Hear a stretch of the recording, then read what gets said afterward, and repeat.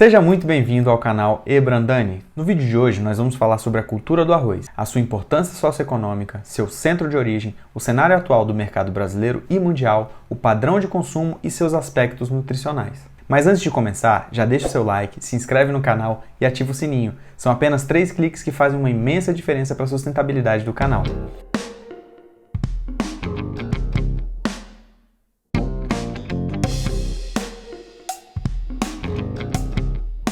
O arroz é a base alimentar de mais de 3 bilhões de pessoas nesse nosso mundão e desempenha um papel fundamental na segurança alimentar. Mas o que é a segurança alimentar? De acordo com a Organização para a Alimentação e Agricultura, a definição da segurança alimentar é a seguinte: uma situação na qual todas as pessoas em todos os momentos têm acesso físico, social e econômico a recursos suficientes, seguros e alimentos nutritivos que atendam às suas necessidades dietéticas de preferência alimentar para uma vida ativa e saudável. A FAO afirma ainda que até 2050 a produção de alimentos deverá ser aumentada em mais de 50%, especialmente alimentos básicos para as pessoas de baixa renda. E o que o arroz tem a ver com isso? O nosso querido arroz é simplesmente uma planta que pode ser cultivada numa ampla variedade de condições ambientais, como as florestas tropicais da África Central, o deserto egípcio do delta do Nilo, nas altas altitudes do Himalaia no Nepal, na China, na Austrália, no Japão e no nosso Brasilzão. Ou seja, é uma planta bastante difundida no planeta, com uma ampla gama de variedades adaptadas a diferentes climas e regiões. Nosso querido arroz é versátil e tem tudo a ver com segurança alimentar. O gênero Oryza possui aproximadamente 23 espécies dispersas de forma espontânea, ou seja, de forma natural, pelas regiões tropicais da Ásia, África e Américas. Mas nesse vídeo eu vou focar na espécie de arroz mais cultivada e consumida no mundo, a famosa Oryza sativa. Hoje em dia, a região que mais produz e consome arroz no mundo fica no sudeste da Ásia. São os países China, Índia e Indonésia. E não por acaso, os historiadores e cientistas apontam o sudeste asiático como o centro de origem do arroz. Mas como toda essa história começou? O arroz exerceu um grande papel cultural no desenvolvimento de várias civilizações, sendo utilizado em cerimônias religiosas e festas como um símbolo de fertilidade e abundância. O resquício mais antigo de grão de arroz foi identificado na China e foram datados de 3.395 a 2000 a.C. Há também escritos indianos de 1300 a 1000 a.C. que tratam do cultivo do arroz, descrevendo práticas agronômicas como forma de cultivo e a classificação em grupos de acordo com ciclo, exigência hídrica e valor nutricional. Olha aí os agrônomos mostrando a sua importância no desenvolvimento das civilizações. Os chineses foram os maiores responsáveis pela disseminação inicial da cultura do arroz, sendo os primeiros a levar o arroz para a Coreia, para o Japão e para as Filipinas, por volta de 100 anos antes de Cristo. Em seguida, os árabes foram os responsáveis por introduzir o arroz no delta do Nilo, sendo essa planta desconhecida pelos mediterrâneos. A expansão árabe fez o arroz chegar até a Península Ibérica e a costa africana por volta de 883 d.C. No início do século XVI, com a era das grandes navegações e descobertas, o arroz foi introduzido em diversas regiões das Américas pelos portugueses e espanhóis. No Brasil, o arroz constava no cardápio dos descobridores europeus, porém, há relatos de que já era utilizado na alimentação de populações indígenas. Mas como assim? O arroz não veio da Ásia? O Oryza sativa sim, mas o arroz que já estava no Brasil era proveniente de espécies nativas da América do Sul. Muitas dessas espécies ainda são encontradas no Pantanal mato-grossense e às margens dos igarapés, principalmente na região amazônica. Mas só em 1824 que o Oryza sativa começou a se destacar no cenário agrícola do Brasil. Esse início ocorreu no Rio Grande do Sul, com a chegada dos colonos alemães a São Leopoldo.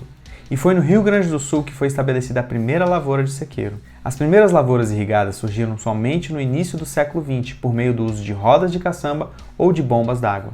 E, de acordo com pesquisadores, o aporte tecnológico utilizado pelos pioneiros do cultivo do arroz gaúcho explica o que viria a se tornar o Rio Grande do Sul anos depois, o maior estado produtor do Brasil. E aqui nós estamos hoje, sendo os maiores produtores das Américas. Vamos dar uma olhada no cenário brasileiro e mundial do arroz? Como eu já disse, o arroz é um dos cereais mais cultivados no mundo, ficando atrás somente do trigo e do milho. O Departamento de Agricultura dos Estados Unidos estima que a produção mundial para a safra de 2020 e 2021 seja de aproximadamente 505 milhões de toneladas. Já no Brasil, a Conab estima que a produção brasileira para esse mesmo período seja em torno de 11 milhões de toneladas. A produção brasileira representa pouco mais de 2% da produção mundial. Parece pouco, né? A questão é que isso está ligado diretamente com o consumo. E vocês não têm noção do tanto de arroz que os asiáticos consomem. É muito arroz. Mas isso não tira o fato do arroz fazer parte da nossa cultura. A nossa diferença está no prato de comida, que é muito mais variado. O arroz tem que competir com o feijão, com a saladinha, com os legumes e com a carne. E falando sobre o nosso consumo, aqui no Brasil o arroz é consumido especialmente na forma de grãos inteiros, podendo ser o arroz branco, integral ou parbolizado. E isso vai depender do processo de beneficiamento. Fica tranquilo que tem um vídeo só sobre o beneficiamento do arroz e nele eu te explico cada detalhe do processo.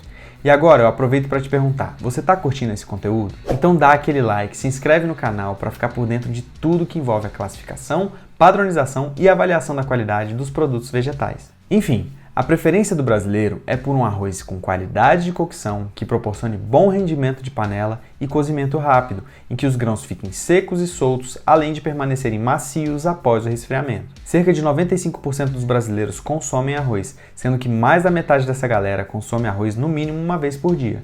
Eu sou um deles. E você? Comenta aí! O maior consumo, com pouco mais de 70% do total, é do arroz branco polido, mais conhecido como arroz agulhinha, seguido do arroz parbolizado, cujo consumo quintuplicou nos últimos anos, aproximando-se de 25%, e por último o arroz integral, que representa de 3 a 4% do consumo brasileiro. Mas quantos quilos de arroz a gente consome? Segundo a Sociedade Sul-Brasileira de Arroz Irrigado, em 2018, o consumo aparente médio mundial de arroz beneficiado é de 54 quilos por pessoa por ano. Na América do Sul, esse valor médio é de 29 quilos por pessoa por ano, sendo o Brasil um grande consumidor, com média de 32 quilos por pessoa por ano. Já nos países asiáticos, a média é de 78 quilos por pessoa por ano. Interessante, né? Mais que o dobro do que a gente consome. Mas aí a gente volta no fato de que eles são os maiores produtores e consumidores de arroz do mundo. E voltando a essa questão da produção, segue aqui a lista dos maiores produtores mundiais. Em primeiro lugar, a gente tem a China, seguido da Índia, Indonésia, Bangladesh, Vietnã, Tailândia, Myanmar, Filipinas, Japão, Paquistão e, por último, o nosso Brasilzão. E galera, essa ordem pode alterar de acordo com a safra do ano em questão, então não se prendam a essa ordem. O que eu quero dizer aqui é que o Brasil é o país fora da Ásia que mais produz arroz no mundo. Então vamos à produção brasileira. Como eu já disse, o estado do Rio Grande do Sul é o maior produtor e só ele corresponde a 70,8% da produção brasileira de arroz, além de corresponder a 56,8% da área de cultivo de arroz no país, seguido pelos estados de Santa Catarina e Tocantins. No Brasil, nós temos a predominância do sistema irrigado por inundação, seguido pelo cultivo de terras altas, também conhecido como cultivo de sequeiro. O cultivo de arroz irrigado é considerado um estabilizador da safra nacional, por não ser um sistema tão dependente das condições climáticas como ocorre no cultivo de sequeiro, que depende das chuvas e até mesmo de irrigação suplementar. Da área total destinada à produção de arroz em 2020, o cultivo irrigado representa 77%. No quesito produtividade, o arroz irrigado chega a ser 3 vezes mais produtivo do que o arroz de sequeiro, além de trazer melhorias no manejo do solo, da água e dos insumos. De acordo com estimativas da Embrapa, para o período entre 2014 e 2018, a produtividade média do arroz de sequeiro foi de 2.134 kg por hectare. Já a do arroz irrigado foi de 7.403 kg por hectare. Na América do Sul, o Brasil corresponde a 76% da produção do Mercosul, seguido pela Argentina, Uruguai e Paraguai. A importação brasileira de arroz no período de janeiro de 2020 registrou aproximadamente 373 mil toneladas de arroz sem casca, semi-elaborado ou polido. O Paraguai é o maior exportador de arroz para o Brasil, com 58%, seguido do Uruguai, com 24%, e da Argentina, com 14% das exportações. E agora que a gente já sabe o quanto que o arroz é importante para a vida dos brasileiros, vamos partir para as características dessa linda cultura. De forma geral, o arroz é composto pela casca, farelo, endosperma e embrião. Ao se retirar a casca, a gente encontra o pericarpo, que é aquela película que se liga a uma série de outras camadas que nós chamamos de aleurona. O farelo do arroz nada mais é do que essa junção entre o pericarpo e a camada de aleurona, e é o que nós retiramos na etapa de polimento, juntamente com o embrião. E aí nos resta o endosperma, que é composto em quase sua totalidade por amido. Vale ressaltar que tanto a casca do arroz quanto o seu farelo possuem diversos usos. A casca do arroz pode ser utilizada na própria indústria de beneficiamento, para a geração de energia de secagem, mas não só isso. Tanto a casca quanto as cinzas da casca de arroz podem ser utilizadas para correção do solo, para extração de celulose, pode ser também utilizada como cama de aviário, além da obtenção da sílica a partir das cinzas da casca de arroz, que é utilizada em indústrias de diversos ramos. Já o farelo é utilizado tanto na forma integral quanto desengordurado, sendo a extração do óleo um dos principais destinos do farelo. Além disso, o farelo pode ser utilizado na produção de ração animal, em produtos de panificação, na obtenção de isolados proteicos com grande potencial para utilização em alimentos infantis, justamente por ser hipoalergênico, entre vários outros usos. Se eu for entrar em todos os usos da casca e do farelo, esse vídeo vai ficar muito grande. Então, comenta aí se você quer que eu fale mais sobre esse assunto. E se for o caso, eu faço um vídeo só sobre isso. Enfim, com relação à sua composição, o grão de arroz é constituído principalmente de amido, apresentando quantidades menores de proteínas, lipídios, fibras e cinzas, que são os minerais presentes no grão. A composição do grão e de suas frações está sujeita a diferenças genotípicas, a variações ambientais, de manejo, de processamento e de armazenamento, produzindo grãos com características nutricionais diferenciadas. Os nutrientes do arroz não estão uniformemente distribuídos nas diferentes frações do grão. Isso porque as camadas externas apresentam maiores concentrações de proteínas, lipídios, fibra, minerais e vitaminas, enquanto o centro é rico em amido. O conteúdo mineral presente no arroz é totalmente influenciado pelas condições de cultivo, como, por exemplo, as condições de solo e fertilização, além do tipo de processamento pós-colheita, estando presente em maior concentração nas camadas externas do grão, com aproximadamente 72% no farelo e 28% nos grãos polidos. A principal fonte de carboidrato do arroz é o amido, porém também temos açúcares livres e fibras. O amido é a matéria-prima mais barata e abundante, principalmente para a alimentação humana, o que nos faz retornar à questão da segurança alimentar mundial, sendo o arroz uma grande fonte de amido, juntamente com o milho, o trigo, a batata e a mandioca. De acordo com pesquisas, estima-se que em algumas regiões da África e do Extremo Oriente, o amido seja responsável por fornecer até 80% da ingestão calórica diária a partir de uma alimentação proveniente de uma única fonte, o arroz. O amido presente no arroz é constituído por uma mistura de dois polissacarídeos, a amilose e a amilopectina. A proporção média de amilose e amilopectina no arroz é de 25% e 75%, respectivamente. Porém, existem variedades de arroz com proporções diferentes e essa proporção também varia de acordo com o grau de maturação do arroz. Mas qual a diferença entre a amilose e a amilopectina? Do ponto de vista químico, a amilose é formada por uma cadeia linear, enquanto a amilopectina é formada por uma cadeia ramificada.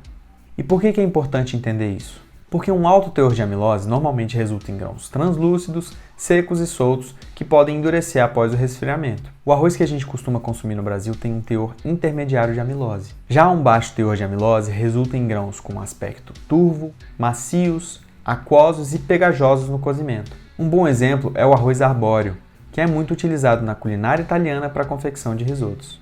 Então, com relação ao teor de amilose, o arroz pode ser categorizado da seguinte maneira: baixo teor, que varia de 12% a 20%, um teor intermediário variando de 20% a 25%, o alto teor, que é acima de 25%, e o arroz ceroso, que é isento ou com pouco teor de amilose. E isso abre espaço para a gente falar sobre as variedades de arroz, como por exemplo, o arroz vermelho, o arroz aromático das variedades basmati e jasmim, o arroz japonês, que é muito utilizado para fazer sushi, o arroz arbóreo, muito utilizado nos risotos, entre vários outros. E aqui vai um aviso, eu fiz um conteúdo especial sobre as variedades de arroz, mas isso vai ficar para o nosso próximo vídeo. E dependendo de quando você estiver vendo esse vídeo, é só clicar no link que eu vou deixar aqui em cima, que você já vai direto para o conteúdo sobre as variedades de arroz. E não se esquece de se inscrever no canal, ativa o sininho e deixa o seu like. É isso, meus beneficiados. A gente fica por aqui. Um grande abraço e até o próximo vídeo.